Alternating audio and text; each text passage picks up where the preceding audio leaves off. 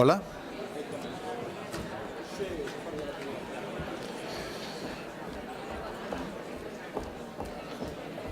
Bueno, daremos comienzo a continuación a la conferència 4 anys de l'Activa't per la Salut Mental, recorregut y presentació de resultats avaluats.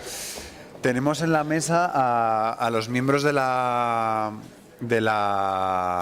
comisión de evaluación que hemos estado trabajando durante estos últimos años en intentar ver cómo andaba la cosa. No ha sido una tarea sencilla. Creo que teníamos muy diferentes visiones de lo que queríamos explorar, de cómo lo queríamos explorar, y ha sido un gran trabajo que hemos llevado a cabo entre diferentes visiones, la de Ivalua, que es una agencia de evaluación de políticas públicas. Desde el punto de vista asistencial, Emilio Rojo ha estado siempre dando su supervisión. El punto de vista de la implementación más del día a día, ¿no?, que ha llevado María Jesús Ampío de Salud Mental Cataluña, y desde mi punto de vista desde la Federación BEUS en primera persona, ¿no?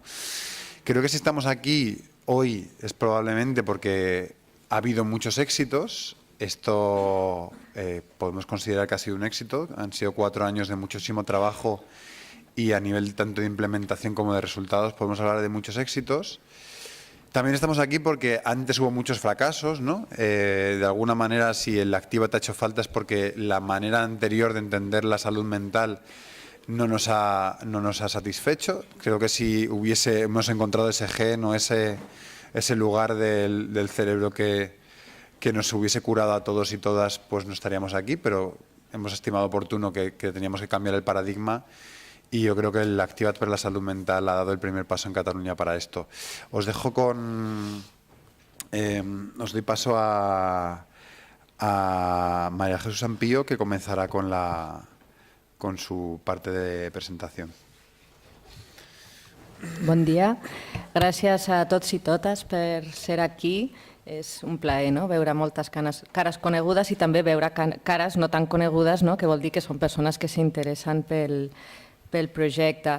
Evidentment, gràcies a totes les institucions que estan donant suport a aquest projecte, i vull donar gràcies també a tots els que participeu com a ponents, als ponents internacionals, que sé que fan un gran esforç per venir, i també a tots els ponents que estareu participants entre plenàries i tallers, i heu fet aquesta feina que a vegades us ha agafat una mica de sobte, amb una mica de temps, però bastant, a ficar entre moltes altres feines i fareu possible aquest projecte. Llavors, aquesta part de gràcies. Com puc passar les diapos? Aquí? Aquest botó? No. El comandament el teniu vosaltres? Aquí està. Sí? Molt bé.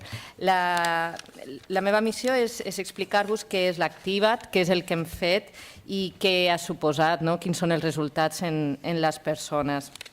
Llavors, en quant a què és, explicar-vos que sobretot, s'ha mencionat una mica abans, és una resposta a diverses situacions. D'una banda, anàlisis de necessitats a Catalunya, que em consta que Emilio explicarà després, a una demanda històrica de les famílies, que es remunta fins i tot a la reforma psiquiàtrica, i també a les recomanacions internacionals que ja han esmentat també tant Mia com Alison, i que de ben segur farà també Roberto demà.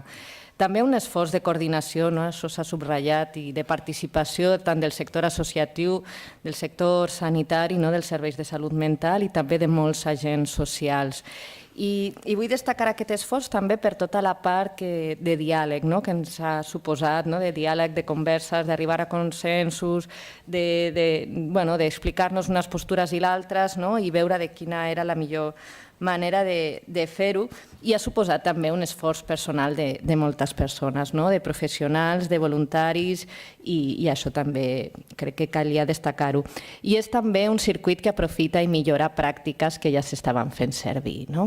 Concretament, les 4 pràctiques o serveis que es fan servir a l'Activat són l'Espai Situa't, que és un servei d'informació i orientació en salut mental, que és una herència i una adaptació dels serveis d'informació que feien habitualment les associacions, els programes de capacitació, els psicoeducatius ProEnfa i Clau Darrer, programes d'empoderament, Prospect, que ha esmentat Mia, i els grups de suport mutu, tant en primera persona com de familiars, amb tota una feina de formació en habilitats de moderació.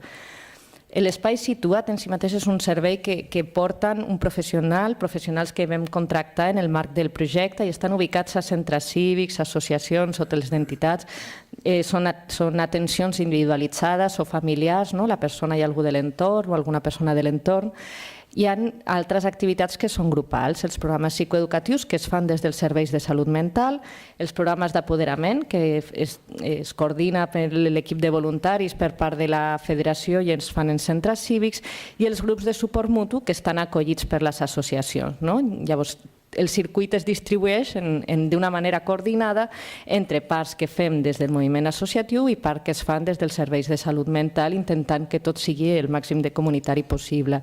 Llavors, la manera de fer que això sigui una unitat ha sigut el treball que hem fet de coordinació entre tots els agents a cadascú dels territoris, però també el fet que aquesta persona que fa les demandes i atencions d'Espai Situa't és un referent de tot el projecte contractat i que vam seleccionar conjuntament entre els agents de territori en cadascú dels llocs.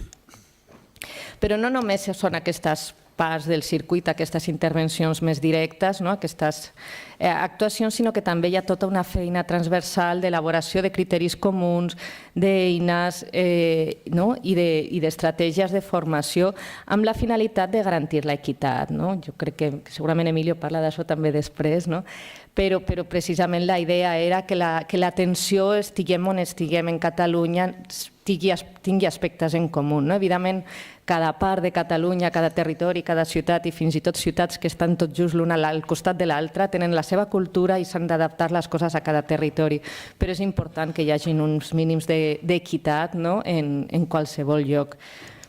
I també tot un procés que destacava Frederic Udina de pensament en l'avaluació, en la revisió i en la millora contínua, de manera que elaborem eines per fer l'atenció directa i les activitats més directes, les avaluem, les revisem, hem creat espais participatius per revisar les diferents propostes i tornem a elaborar criteris, tornem a actuar. I tota aquesta feina, com dèiem, jo crec que ha estat possible per tots els múltiples espais que hem creat de trobada, de reflexió, de decisió conjunta, entre tant la part més de serveis de salut mental i sanitària, les entitats, i tant de persones en primera persona com de familiars. Què s'ha fet? A nivell global estem parlant de 4.630 persones beneficiàries del projecte, de les quals 3.252 han participat a l'Espai Situa't, han fet demandes, i 2.013 són beneficiàries del circuit.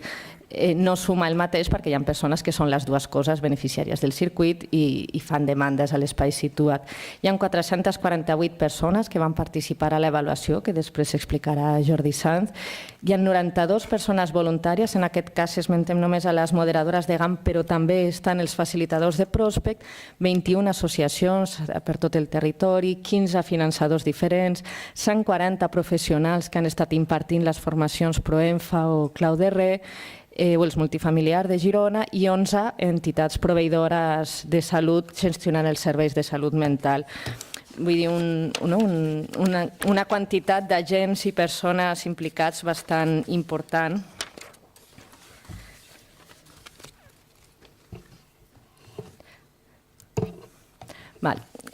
Com dèiem, hi ha hagut en cadascun d'aquests serveis hi ha hagut beneficiaris com de l'Espai Situa't i després separem la part d'intervenció, però si mirem separadament estem parlant de 4.000 demandes ateses, alguna persona fa diverses demandes, psicoeducació 783 persones, 1.353 participants al Prospect, 666 participants als grups d'ajuda mútua.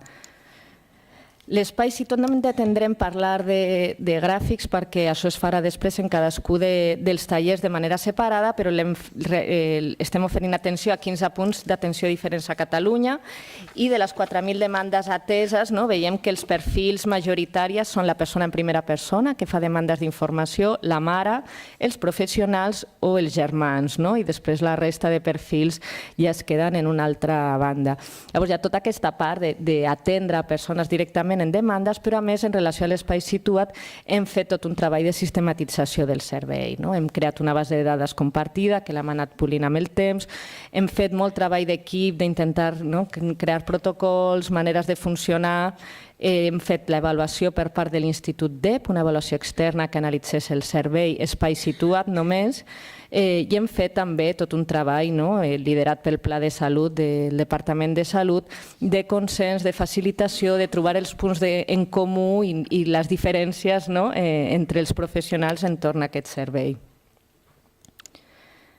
L'avaluació de l'Institut DEP, que la podeu consultar a internet, no la mencionaré ara, recollia una valoració de la utilitat molt alta, un 8,3 sobre 10 i una satisfacció general molt alta també.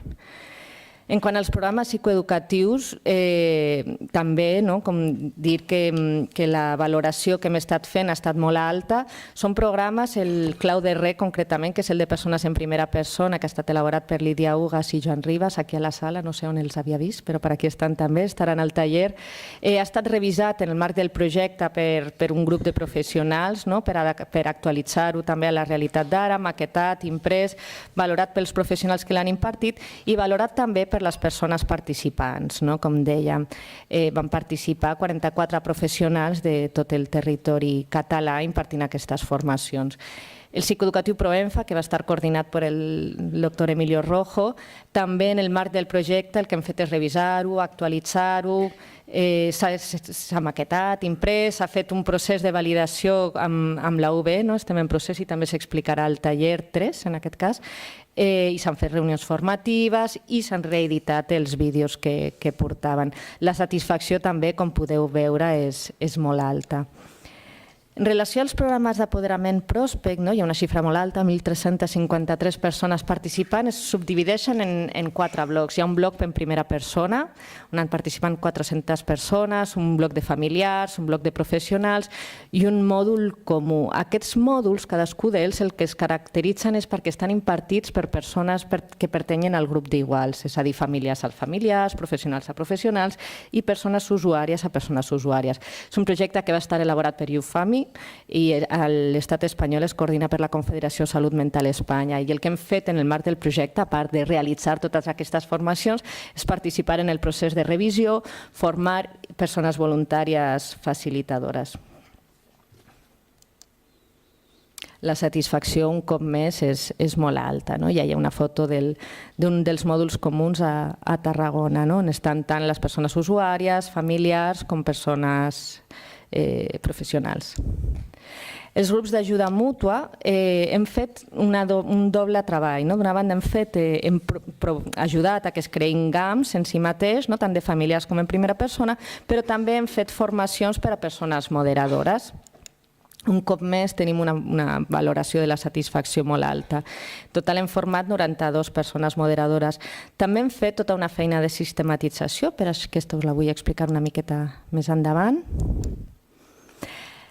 Com us dèiem, us deia la primera diapo, hem fet tota una feina de treball transversal, d'elaboració d'eines. Per exemple, hem fet els vídeos que estan disponibles al web activat per la salut mental. Hem fet uns fulletons que de fet teníeu a la taula de registre, si els voleu agafar. I hem fet alguns projectes transversals. Un d'ells és aquest projecte de sistematització de grups d'ajuda mútua que s'explicarà al taller 6 de grups d'ajuda mútua i hi ha tant guies com una formació per persones en primera persona i familiars per poder obtenir eines de moderació. I també s'ha fet tot un treball entorn al model de la recuperació. Ens havia arribat la demanda per part de la Federació Veus d'anar una mica més enllà dels psicoeducatius i llavors s'ha començat a fer una adaptació del d'altres models internacionals a la realitat a Catalunya entorn a la recuperació. Tots aquests materials estan al web si els voleu consultar. I també, com dèiem, s'han fet moltes coordinacions amb serveis, moltes presentacions, molta feina pedagògica, per dir-ho així, de donar a conèixer el projecte, de recollir les impressions, les discrepàncies, i aquest és una mica el resum que s'ha fet de les reunions. Aquestes són dades del 2017 i sí m'agradaria dir que el 2018, que encara no les tenim, hem fet tot un esforç d'apropar-nos als centres d'atenció primària i als serveis socials, que era una de les peces que a l'inici no es vam poder posar a treballar tant. I què ha suposat? D'una banda, per saber-ho, vam decidir fer des de l'inici una avaluació externa, que és la que explicarà Ivalua, però també hem fet altre tipus d'eines, aquestes enquestes de satisfacció que us deia, hem fet moltes reunions i espais de participació, hem fet aquest congrés també perquè volíem conèixer què és el que opinàveu des dels diferents territoris, com es veu des de fora i generar coneixement entorn a la feina feta. I, evidentment, també hem utilitzat tècniques d'observació i escolta. I en aquest sentit hem volgut recollir les impressions d'un parell de persones del projecte que han participat. Està clar que el projecte no ha arribat de la mateixa manera a tothom i està clar i som molt conscients que hi ha moltes coses a millorar, moltes, però sobretot veiem que hi ha punts que són molt forts, punts que funcionen i que aquesta feina s'ha de seguir. En aquest cas us volíem compartir el que ens deia Carlos, que és moderador del GAM d'usuaris de Santa Coloma de Gramenet, no sé si ha pogut arribar perquè anava a venir.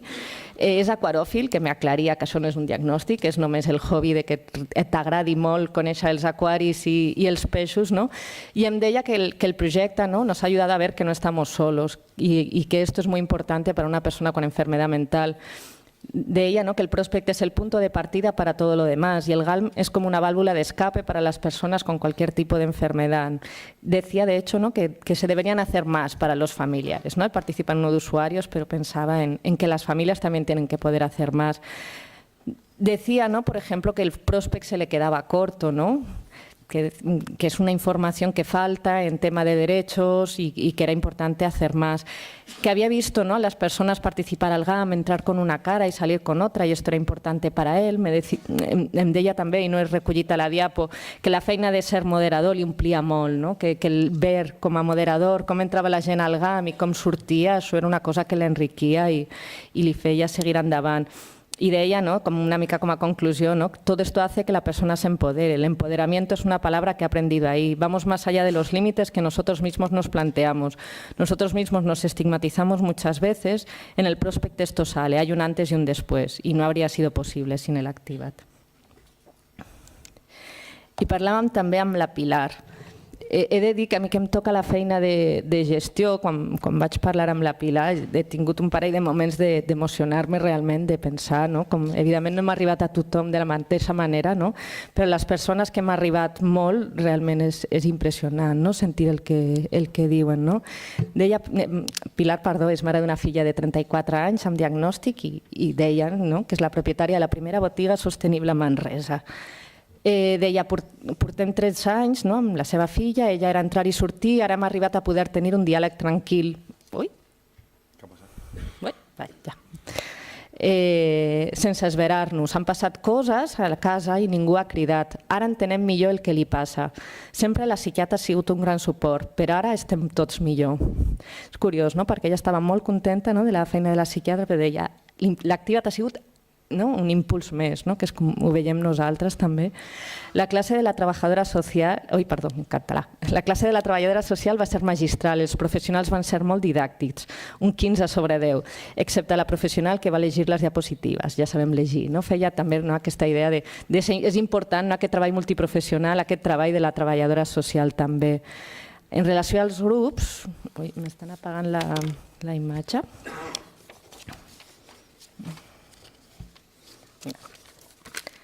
En relació als grups, ens deia, hem estat molt còmodes, poder expressar obertament els sentiments sense jutjar ens ha servit de molt. Seguim en contacte amb les persones que hem anat als grups. Penses que el que t'ha passat a tu és el pitjor, i no. Agafes molta empatia, ens hem sentit escoltats, recolzats. deia que una de les coses que feia característica també del projecte és el fet de donar-los eines. Estava agraint-me tot el temps el fet d'haver-los donat, d'haver ajudat a que les familiars tinguessin més eines i que la deia, la meva filla diu que ara amb mi es pot parlar. Va impactar sentir aquesta frase també. No a tothom li funciona tot de la mateixa manera, ens deia, i tot just és del que estic segura que anirem parlant al llarg del dia d'avui. I deia una de les frases més importants que li vaig sentir és aquesta, de ara veig la llum al final que abans no la veia, havien llançat la tovallola. No sé si serà veritat o no, però com a mínim ara crec, m'heu ajudat a creure. Només mencionar tota la importància de tots els col·laboradors del projecte a nivell institucional. Han estat implicades tant les 4 diputacions com l'Ajuntament de Barcelona. Hi ha una part que Ivàlua també ha assumit de la part de l'avaluació, hi ha hagut una part que hem pogut fer servir d'un finançament del Ministeri i el principal suport, evidentment, ha estat de l'obra social La Caixa i també d'una fundació, de Roca i Pi. Vull deixar posat també els logos de totes les entitats de proveïdors de serveis de salut mental que participen al projecte, que són socis de cadascú d'aquests territoris en el projecte, i de les entitats que participen, les associacions tant de familiars i en primera persona, algunes de les dues coses, altres només d'una, però són totes aquestes entitats. I només tornar-vos a donar les gràcies a totes les persones que heu fet possible aquest projecte, al meu equip, evidentment, que sé que han estat treballant molt en aquest tema i manegant els nervis i les intrigues i tot plegat, i perquè treballen cada dia amb il·lusió i amb dedicació, i en general a tot l'equip de la federació amb un especial reconeixement a la feina de l'àrea de comunicació amb aquest congrés. I res més, que gaudiu del congrés.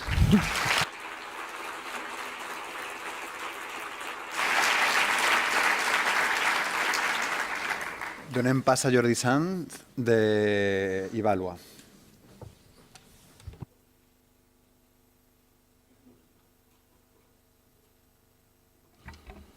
Bé, moltíssimes gràcies. Em sumo una vegada més des de part des de la meva posició com a analista, però també fer extensible a tots els companys de l'Institut l'agraïment una mica de poder haver participat en l'avaluació d'aquest projecte. Ja vaig dir-ho a la jornada del 2015, que des d'Ivàlua veiem aquest projecte com un referent en el com es podria dissenyar millor el que és l'elaboració de polítiques públiques. Com a guió de la presentació tocaré 4 punts. En primer lloc, com ja una mica ha iniciat el nostre president i el secretari de la presidència, què és el que entenem per dissenyar política pública com a procés d'aprenentatge continu. En segon lloc, les implicacions d'avaluar un itinerari assistencial per la família afectada per un trastorn mental sever. Passarem després a el que són els principals resultats de l'avaluació i finalment m'agradaria concloure amb el que són els aprenentatges principals de l'avaluació i també reptes de futur que creiem que en el procés de revisió de tot el coneixement generat en el que és aquesta dinàmica compartida d'avaluació i projecte s'haurien de tenir en compte de cara a futures reedicions del programa. El disseny de política pública com a procés d'aprenentatge continu. Nosaltres, com ha dit el Frederic, president d'Ivàlua, fem una aposta per avaluar les polítiques públiques que es posen a disposició de la ciutadania i apostem per fer-ho d'una manera molt concreta. No és posar-les a disposició de la ciutadania en general de cop, sinó que ho volem fer-ho de petit a gran. Volem fer-ho a partir d'un pilot que es testa, després es perfila, es torna a tastar i finalment quan estem segurs que aquella política pública és prou solvent, prou, diguem-ne, consistent, doncs la posem a disposició de tota la ciutadania. I això, per resumir-ho amb una frase, consistiria en la següent. Implica una coordinació multinivell de molts agents diferents, com ja s'ha comentat amb taules precedents i ara amb l'exposició del logos que ha fet la Matxús, estem parlant d'uns agents que van des de la base, des de les famílies i persones afectades, fins al capdalt de tot, que són les administracions públiques i administracions públiques amb un caire transversal, diferents departaments de la Generalitat, entitats del tercer sector, xarxa sanitària, associacions de persones afectades. Coordinació multinivell de molts agents diferents que estan d'acord en tastar empíricament les solucions a un problema, és a dir, aquelles solucions que donem d'entrada, que intuïm que poden ser bones, no necessàriament han de ser bones per se, sinó el que intentem fer és veure si realment allò que apostem com a solució realment mitiga el problema que volem solucionar i volem solventar inicialment. Per tant, amb coordinació multinivell de molts agents diferents que estan d'acord en tastar empíricament les solucions a un problema abans de fer-les extensibles a tota la ciutadania. A ningú se li passaria pel cap posar al mercat tomàquets, pebrots, verdures, alimentació, si no n'estem prou segurs que aquests tenen prou garantia i poden ser saludables per a aquells consumidors que finalment hi accedeixen. Creiem que aquesta analogia serveix també per al que són el fer extensible i crear política pública. De fet, el compromís concretament en aquest programa el tenim en el pla d'atenció a les persones amb trastorn mental i addiccions. De fet, literalment llegeixo, en funció dels resultats valorarem l'any 2019 la incorporació a la cartera de serveis i fer-ne el consegüent desplegament territorial. Per tant, aquesta frase s'acompleix en tots els seus preceptes. Què implica, en segon lloc, avaluar un itinerari assistencial per la família afectada per un trastorn mental sever? Hem assistit en els darrers 30 anys en un canvi de model espectacular. Hem passat d'una institució hospitalària que individualitzava la persona que tenia la patologia a un model que s'ha obert a la societat, un acompanyament comunitari en salut mental que ja no es centra tant en aquella vessant patològica de la persona que s'ha qualificat com a malalta, sinó que intenta recuperar de manera holística altres components que poden al mateix temps millorar la seva condició. Per tant, estem parlant de treure la persona d'una institució a obrir-la a tota la component, a tota la xarxa social que sosté aquesta mateixa institució. Parlem de relació metge-pacient, parlem de grups d'ajuda mútua, parlem d'activitats més lúdiques que en definitiva contribueixen a la recuperació i inserció social de les persones que inicialment han estat afectades per aquesta problemàtica. Algunes conseqüències d'aquest canvi de model, d'aquest canvi de paradigma. És evident que aquest canvi de paradigma ha implicat una millora en la qualitat de vida de les persones afectades per un trastorn mental sever. Al mateix temps, però, com també implica una major corresponsabilitat de les persones afectades, per una banda, la recuperació de les persones afectades, però també en el seu suport. Els ponents d'aquest matí han assenyalat ja la importància dels curadors en aquesta corresponsabilitat i també el paper central de la persona afectada en reprendre una mica les regnes de la seva vida. Llavors, a partir d'aquí, creiem que també és molt important la necessitat de comprendre la problemàtica dels trastorns mentals severs des d'una perspectiva familiar. És a dir, si som coherents amb aquest canvi de model, ja no ens hem de centrar només en els individus, sinó que ho hem de fer a partir del que suposa viure amb un trastorn mental sever a partir del que és la dinàmica familiar.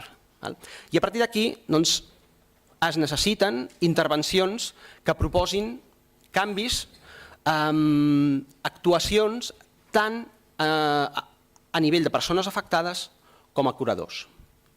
I és aquí on creiem que un itinerari integrat per la família és la innovació més important. Un itinerari d'informació, com bé ens ha explicat la Matxús, informació, psicoeducació, apoderament i grups d'ajuda mútua a nivell familiar, es desdoblin siguin específics i al mateix temps per la persona afectada i curador. Per tant, la unitat mínima de participació en el programa i avaluació, i és quelcom molt important, no és la persona que pateix el trastorn o el seu curador, sinó la unitat familiar. Una parella, una díada de persona afectada i curador.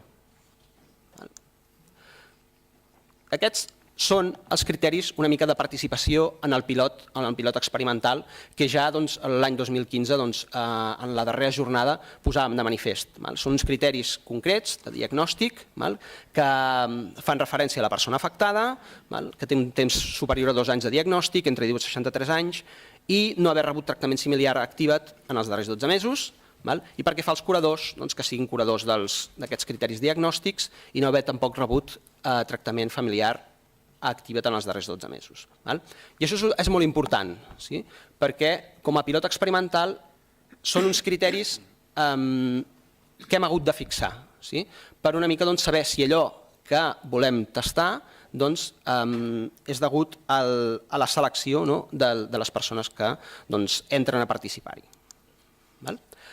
Quines són una mica, ja en termes metodològics, d'un pilot experimental? El repte, en paraules del secretari, és saber si les polítiques públiques són efectives. Això implica saber afrontar el repte del valor afegit net i això és determinar si la millora d'una problemàtica concreta és conseqüència d'haver participat en aquella intervenció que pretén mitigar-la.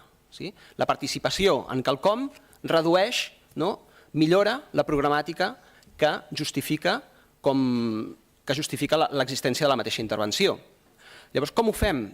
Creem 2 grups iguals, de característiques similars, i l'única diferència entre ells és que mentre un grup pren part a la intervenció que volem avaluar, l'altre segueix amb el tractament habitual, amb el que disposa normalment en absència d'aquesta intervenció nova, d'aquesta intervenció novedosa.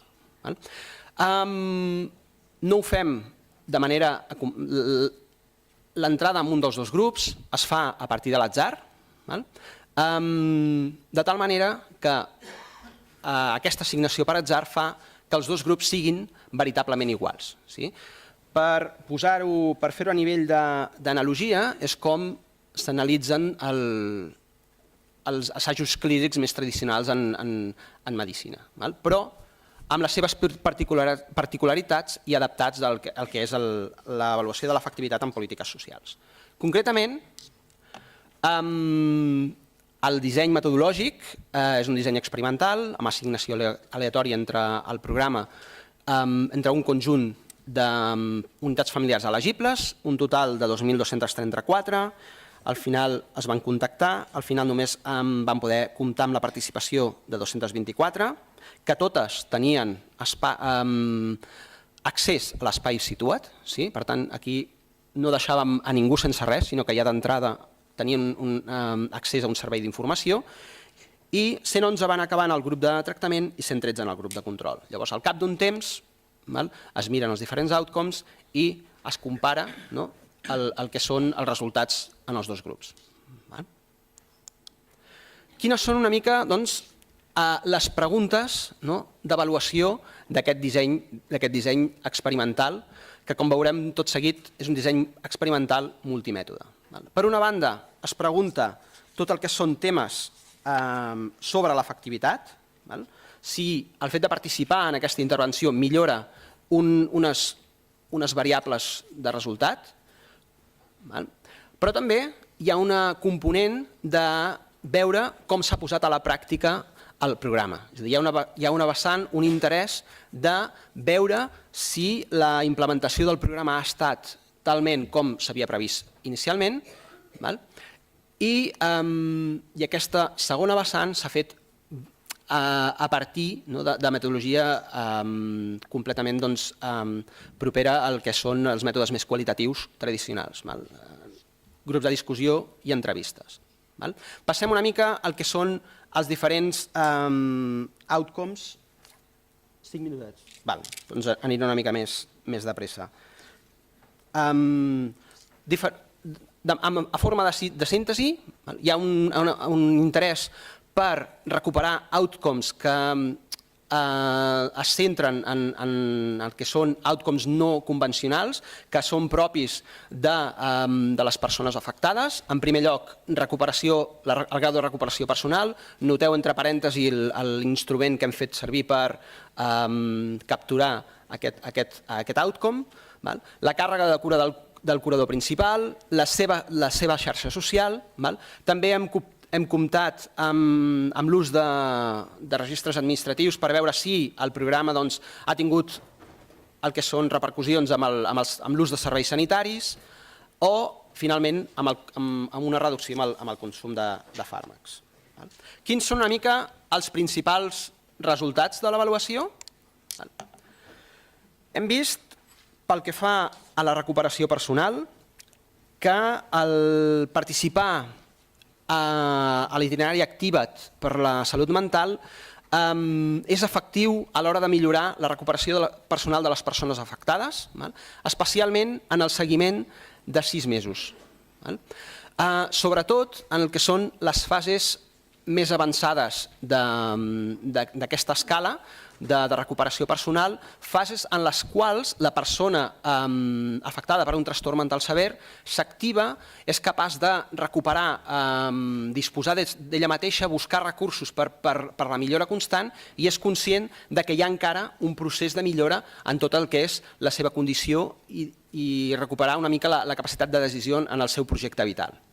Pel que fa a la càrrega de cura, hem vist que el participar Activa't incrementa la percepció per part del curador que la tasca de cura li ha estat beneficiosa en algun aspecte. També, altra vegada, sobretot de manera molt intensa, en els 6 mesos posteriors a l'inici del programa.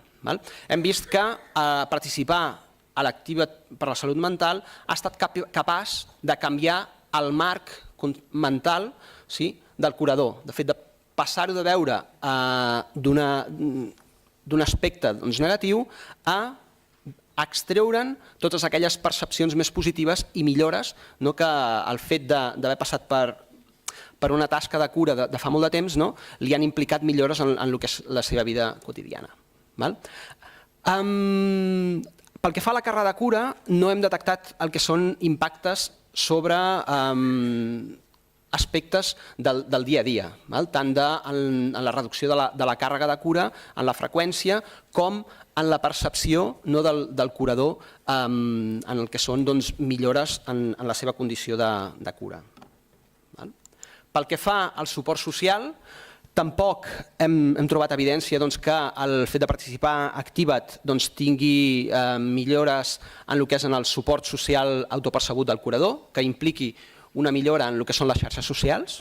En l'ús dels serveis sanitaris no hem trobat tampoc cap efectivitat, indicis que ens digui que en una finestra temporal de 12 mesos impliqui una reducció en l'ús habitual dels serveis sanitaris. I també estem pendents, estem realitzant actualment el que són l'anàlisi de consums de farmacologia tant a nivell familiar, i que podreu trobar els resultats pertinents en l'informe que farem públic tant a la web d'Ivalua com activament. No tinc temps d'entrar en el que són els resultats concrets de tipus més qualitatiu pel que fa a totes les activitats, però bàsicament contrasten amb que hi ha una valoració molt positiva en general de totes les activitats, però amb algunes matisacions sí que podeu veure, sobretot pel que fa a la llargada i la intensivitat de l'itinerari. Es concep com un aspecte molt llarg. De fet, un dels altres resultats de l'avaluació de la implementació és el tema de la participació. Mentre que la participació individual ha estat molt heterogènia, molt alta a nivell de psicoeducació i més baixa en les altres activitats. Veiem que a nivell familiar, les famílies que arriben al final de l'itinerari, és a dir, en les quals curador i persona afectada fan tot l'itinerari, ha estat molt baix, ha estat un 17%. Com ho hem definit això? A partir d'aquests criteris que teniu aquí a la pantalla i que malauradament no tinc temps d'entrar en més detall. La gràfica resultant és aquesta per activitats. Veiem que en psicoeducació hi ha un 44%, un 41,44% i finalment perdoneu, un 44,14%, un 29,7% i un 17,12%. Quins són una mica els aprenentatges i reptes de futur? En primer lloc, pel que fa a la unitat mínima d'intervenció, a nivell familiar, sobre qui hem d'oferir activitats, aquest circuit. Veiem que el trastorn mental sever trastoca tant la vida de la persona afectada com la del seu curador, però intervenir a la vegada amb les mateixes activitats sobre ambdós té alguns efectes, però que perduren a curt termini.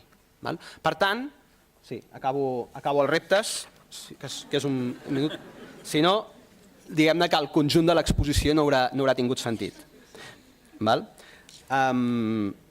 El repte llavors és explorar si és l'individu, si hauria de ser l'individu i quin, la unitat mínima d'intervenció de l'itinerari integrat. L'adherència al programa, hem vist, com acabem de veure a la gràfica, que exigir un llindar mínim de participació exigent, encara que clínicament rellevant, pot manar a que siguin molt poques les famílies que acaben. Per tant, per tal que una intervenció mitigui la problemàtica, és evident que les famílies cal que arribin al final. En aquest sentit, caldrà millorar el que és la forma de retenció de les famílies als participants en futures edicions. El disseny de l'itinerari, i vaig finalitzant, un itinerari lineal i formatiu ha comportat, com hem vist, una taxa d'abandonament important, sobretot pel que fa a la primera de les seves activitats, la psicoeducació, i per tant el que proposem és explorar diferents configuracions modulars i flexibles en funció de les necessitats familiars i individuals, combinant tècniques presencials i no presencials. Flexibilitzar aquest supòsit, que ha estat necessari per al pilotatge, però que no necessàriament ha de ser un imperatiu per futures edicions de l'Activa per la Salut Mental. I finalment, generar nous coneixements. L'avaluació és una primera forma d'aproximació a l'anàlisi de les repercussions de les intervencions familiars sobre un ventall d'outcomes individuals i sistèmics, però la informació que hem recollit en aquesta experiència compartida és molt rica. Tenim molta informació en molts àmbits i, per tant, veiem aquesta avaluació com un primer pas per generar un complex de coneixement que impliqui una visió més integral del que seria actuar sobre famílies afectades per aquesta problemàtica i que inclou aspectes com el dosatge de la intervenció, anàlisi per grups específics i les relacions entre diferents outcomes. Moltíssimes gràcies.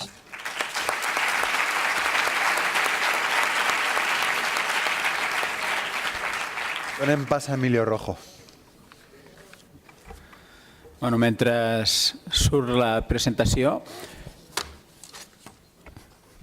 perquè si no sembla que ja em conviden a acabar, però... De fet, sí que és un projecte que quan vam començar fa bastant temps ja, té una característica que és participatiu i que les decisions quan es fan en comú són molt més eficients i molt més útils que si cadascú va per la seva compte. De fet, ahir vaig tenir una anècdota que va afectar a Jordi i a Matxús, perquè em van arribar les seves presentacions, estava acabant la meva, i aquest matí les dic, mira, he agafat algunes diapos vostres i les he canviat. Les he canviat en la meva presentació.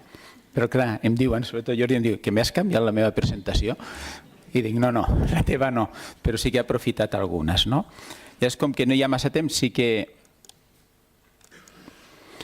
que vol dir la part participativa, la part comunitària és un valor molt important.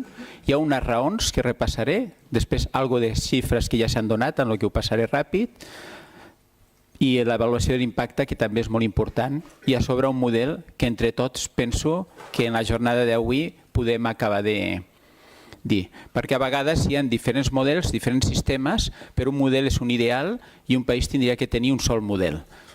Després podem tenir centenars de sistemes, però model té que haver-hi un. Fa uns anys, realment la salut mental, quan repassava les polítiques públiques a Europa, que en el fons és una regió que té avantatges respecte a altres llocs, hi ha la vergonya de la persona que pateix, la ignorància de la població que no prioritza la salut mental dintre de les seves prioritats, el coneixement tècnic poc estructurat que obliga que els professionals moltes vegades discutim sobre tècniques i no sobre els objectius i els models, i beneficis per a alguns, on a vegades hem posat més estructura i més interès en l'assistència sanitària, en l'assistència a la malaltia, que no tant en la salut mental i el creixement de tots. El que es converteix a vegades en un assumpte complicat i fa que les polítiques públiques siguin febles. El fet que hi hagi associacions de familiars, associacions d'usuaris, obliga a plantejar-lo i canviar-lo. Però té que haver-hi lloc a un acord semàntic i un acord conceptual. I com ja va veure tant Sella i Thornycroft quan van començar en la matriu de salut mental, a vegades els polítics, els decisors, tenim punts de vista i interessos diferents que tenen que arribar a acords. Actualment, a Catalunya i a Europa tenim 3 models. Un model hospitalocèntric basat en les cures i en els símptomes, que va caient. Un model comunitari que s'està expandint, que en el fons aporta més en la detecció precoç i en la recuperació. I un model de recuperació que ja no està en el lloc, sinó el paper de la persona. És a dir, una malaltia, un trastorn et pot provocar un dany, però tu com a persona et pots recuperar, probablement d'una manera diferent. Si recordem, l'OMS ja aposta per salut com a estat complet de benestar físic, psíquic i social. Hi ha molts plans, tant d'Europa com de l'OMS, que apunten a aquesta aliança entre els diferents agents i en aquesta aposta per la salut mental més que per l'assistència. Hem fet enquestes a nivell de Catalunya de lo que demanen tant els usuaris com les seves famílies. Hi ha l'acord que ja s'ha mencionat abans del Departament de la Presidència i el Pla Interdepartamental de Salut Pública orientat als problemes. En el fons hi ha una part important de canvi de rumb que té que ser que l'objectiu també de la part sanitària que he representat té que variar des de tractar símptomes, episodis i trastorns a ajudar a la recuperació del funcionament i la plenitud vital de les persones. De fet, l'OMS ja ens ha donat instruments per començar a mesurar funcionament, recuperació, com pot ser la ICF, i està clar que l'Activa't, una de les coses que es va plantejar des de l'inici és que la pròpia persona afectada, la pròpia persona que té experiència en aquest trastorn i els familiars i els cuidadors que suporten la majoria de la càrrega econòmica que provoca un trastorn tenen que ser part del sistema com a agents de salut. I això s'ha aconseguit amb molta participació, en consensos, en discussions, a vegades de visions que cadascú té la seva i quan escoltes a l'altre et dona una visió més rica i acabes arribant a un punt que és en comú i que sí que et porta a un bon lloc. Si uns van per una banda i els altres van a la contrària, no acaba de funcionar bé. La diversitat diria que és un valor molt important. Jo he après molt. De fet, en el Proenfa, el primer capítol de la guia el dedicava al servei i després de parlar en Salut Mental Catalunya amb veus en Activament, el que faria ara és que el primer capítol seria els drets humans, la societat i els deures. I el servei estaria, si de cas, en el segon o en el tercer lloc, que també té que estar, no dic que no tingui que estar, però no hauria de ser el primer. Però aquesta riquesa a les persones fa que puguis arribar a un consens que tothom està d'acord. Sobre l'impacte, que aquí sí que aquesta és la diapo que l'he agafat al Jordi, la de Matxus l'he agafat abans, no sé dir res perquè vaig a pressa, però és molt important l'aprenentatge continu perquè a vegades a Catalunya sí que encara en tenim pilots que porten 20 anys com pilot. I això no és just. El lògic és que el pilot tingui una duració màxim de 3 anys, 4, que puguis avaluar, que el puguis millorar i que llavors arribi a totes bandes. Perquè si no hi ha zones on tenen 4 o 5 pilots des de fa molts anys i la del costat no en té. i penso que els ciutadans tots tenen els mateixos drets, estiguin on estiguin. No? Nosaltres hem avaluat l'impacte en l'ajuda d'Ivalua i ens ha ensenyat molt perquè no hem fet una avaluació de satisfacció, que moltes vegades és el que fem. No? Un resultat de la gent ha quedat molt contenta, la gent està satisfeta i la gent que ho ha acabat ha anat molt bé. Però hem anat una mica més enllà, perquè quan mirem polítiques, recursos, programes que tenim, a vegades els que acaben sempre estan contents. Però això és com un autobús, una línia d'autobús, que els 3 que l'agafen estan molt contents, però tindrien que haver pujat 2.000 persones. Si és una línia d'autobús que solament passen 3 és com l'AVE, això no serveix per res. No? Pensem en alguna cosa que pugui beneficiar a tothom i ens interessa que sigui apta per tothom. No? És a dir, no valorem solament l'eficàcia, és a dir, és útil, segons l'evidència, no valem solament l'eficiència, si podem ajudar a 10 persones que no sigui a una, no valen solament l'efectivitat, és a dir, en condicions reals, sinó que també té que arribar a tothom. No val que tinguem un problema de poc impacte. No?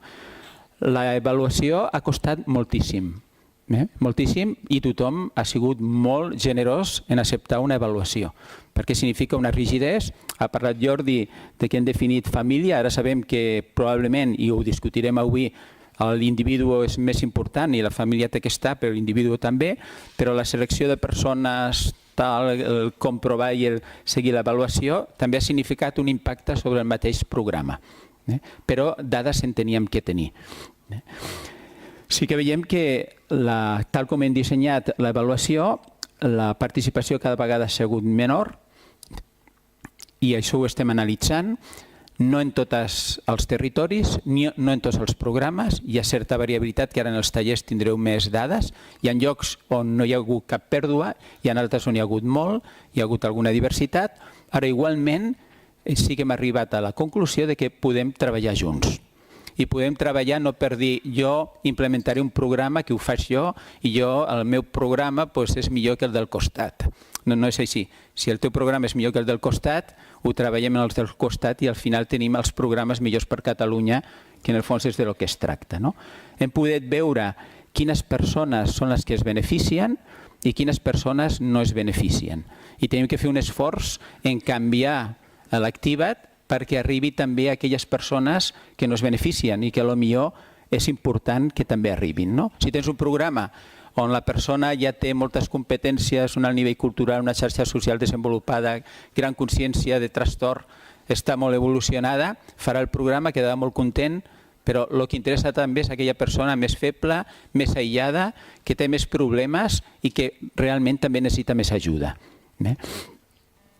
No hi ha hagut un impacte, com ha dit, però hi ha algunes dades curioses. Diguéssim aquesta, per les visites d'atenció a infermeria, en el grup actiu la persona afectada ho augmenta i en canvi el cuidador ho disminueix. Hi ha algunes coses per parlar-ho després. Està clar que l'impacte sobre l'ús de serveis no ha sigut molt gran, és lògic, perquè la idea del programa no és anar en augmentar o disminuir l'ús de serveis, sinó és en recuperar-te com persona. I aquí sí que, a pesar de la curta duració, ja en tenim alguna significació. En recuperar-te en la teva pell de ciutadà i els teus drets. I tenim que variar i també hi ha algun aspecte respecte al curador. Abans ha sortit una pregunta a la primera taula i és cert que veiem que el familiar continua preocupat. I aunque la persona en experiència pròpia millora i té més clares les coses, la por del cuidador continua estant. Però es viu en alguna més de satisfacció. Està clar que aquí tenim que anar avançant. I per concluir, sí que hi ha algunes qüestions que ha sortit dels comitès de lideratge, de l'avaluació i que avui també ho podrem discutir. L'apoderament és un procés permanent. L'Activa't té que ser divers, més senzill i com una cartera d'activitats que la persona pugui escollir la que les interessa, no tan rígid. Sabeu, i tots sabeu patit, aquestes tantes sessions intenses durant tant temps. I l'espai situat com a agent territorial i probablement no com a agent d'entrada, sinó també com a agent de sortida i de recuperació. Perquè tornar a recuperar el ser un veí d'una àrea significa tornar a arrelar en les institucions i els llocs d'allà. Incentivar els GAMs, psicoeducació no tan intensiva, màxim 16 hores en 8 24 setmanes. Demanar a les persones 40 sessions costa molt i les sessions prospects han d'incrementar-se i han estat lligades al resto.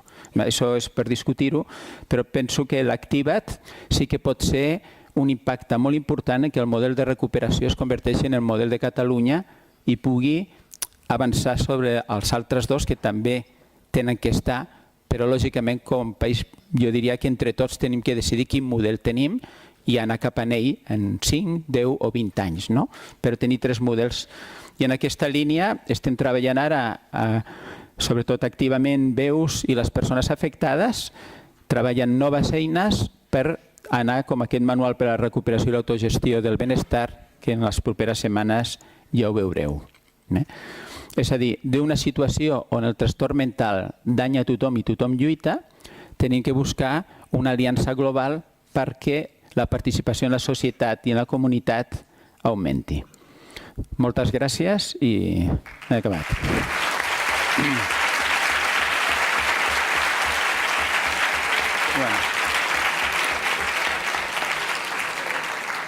Gràcies, Emilio. Ara tenim un descans. N'hi ha hagut un petit canvi en l'horari. En l'horari farem la pausa fins a la 1, sí? I després la pausa per dinar començarà a les 2:30 i se mantindrà el començament de la segona sessió a les 4. Les sessions... Teniu al programa, les sessions,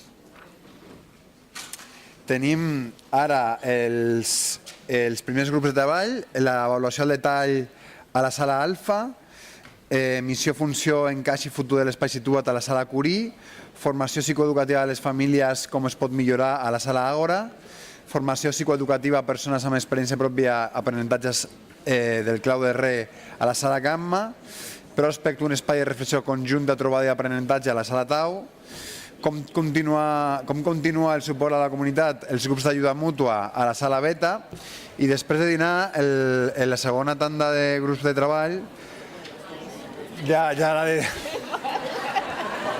Están aquí, que me estoy quedando sin saliva ya.